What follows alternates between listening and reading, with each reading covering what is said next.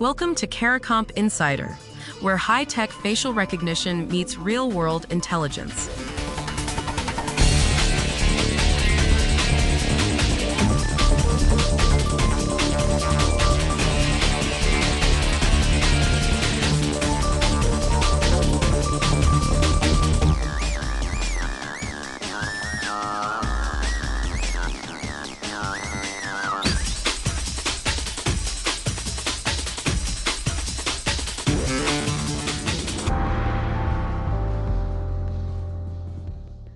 $249 arrests in 13 months.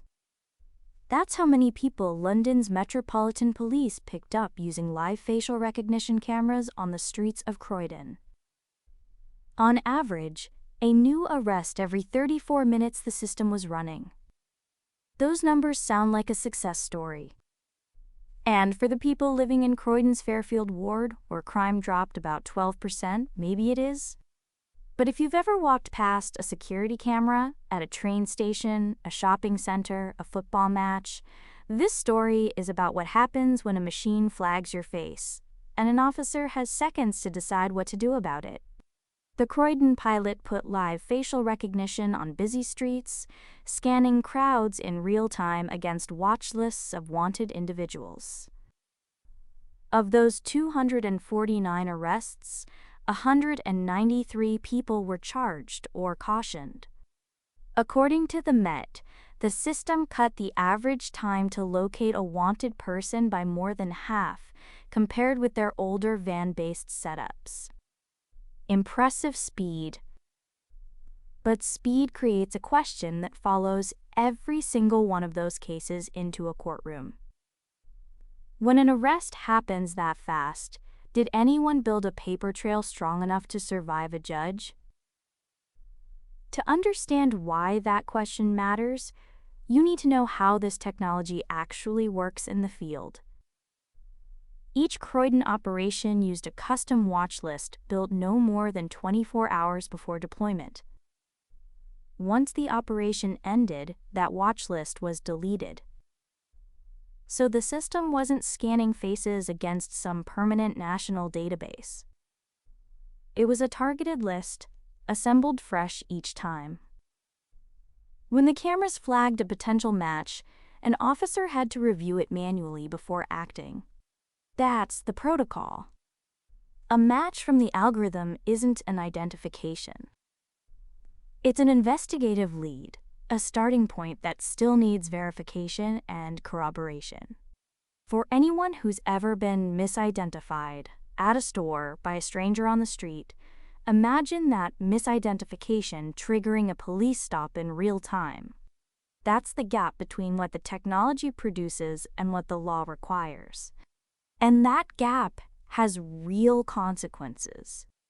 According to reporting from The Hill, at least 8 documented wrongful arrests have been linked to facial recognition across various jurisdictions. In 6 of those cases, police never checked the person's alibi. 6 out of 8. The system gave a lead, and officers treated it like a conclusion. Now, different police forces don't even agree on what counts as a strong enough match. Some agencies use a similarity threshold of 0.6, meaning the algorithm has to be at least 60% confident before it flags someone. Others may set that bar lower. There's no single legal standard that says where the line should be. For a detective building a case, that inconsistency is a problem. For you, it means the threshold that decides whether your face triggers a police stop might depend entirely on which city you're walking through. The UK's Biometrics Commissioner, William Webster, told The Guardian that the pace of these deployments has outrun the law. Legislation is trying to catch up with what's already happening on the street. And the Equality and Human Rights Commission went further. They described the Met's live facial recognition policy as unlawful, arguing the safeguards fall short and could create a chilling effect on individual rights. That word, chilling effect, means people might avoid public spaces, protests, or gatherings because they know cameras are watching, even if you've done nothing wrong. Meanwhile, the documentation challenge is enormous.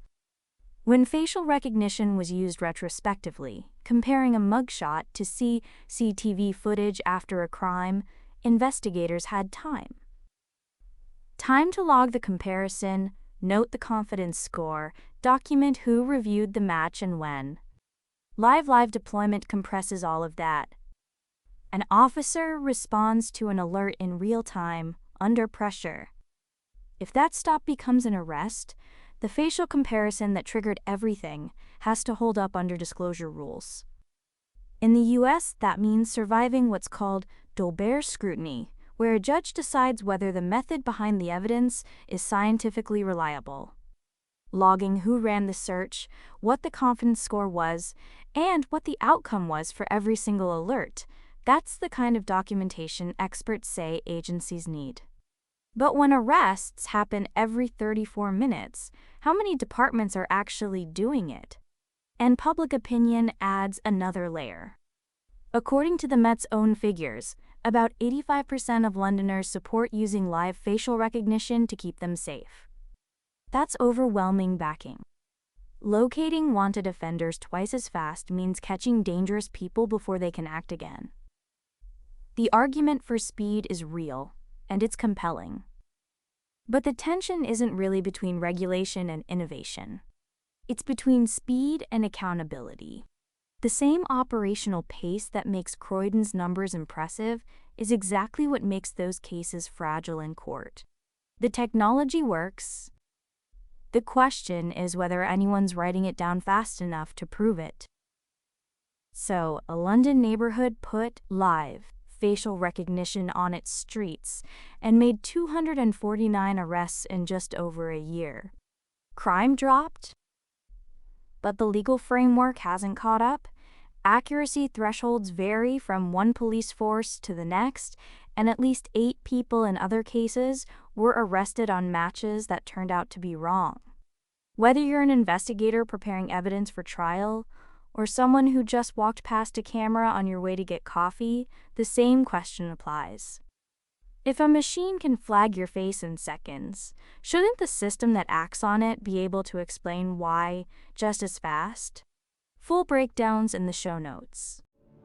Now you know something most people in this industry don't. Use it. And when you're ready to put it to work, caracomp.com. We'll see you tomorrow.